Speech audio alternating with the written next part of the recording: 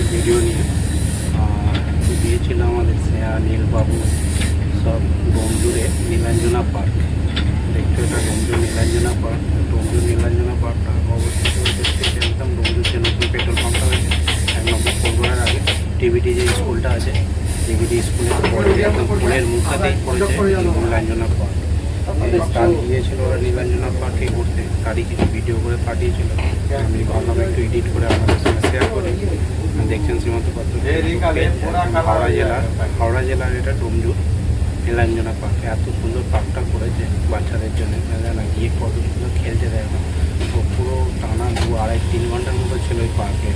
মানে অনেক কিছু বাচ্চাদের খেলাধুলা আছে, জাম্পিং আছে, রোপ আছে, তারপরে একটা বড় পুকুর আছে। পুকুরের জন্য ওরা বোট সিস্টেম করা রেখেছে, বোটে সব করছে, বোর্ডে চেপেছিল। আর আমার কি সুন্দর নীলকে দেখো, নীল ওর নিজেই মত। তারপরে জুস টুস বিক্রি হচ্ছিলো ওখানে, জুস টুসও খাচ্ছে। নীল ও একাই খেলে যাচ্ছে, আর ওর মা ফা সব সাইডে করছে। যাই হোক, ভাবলাম আপনাদের সঙ্গে একটু শেয়ার করি।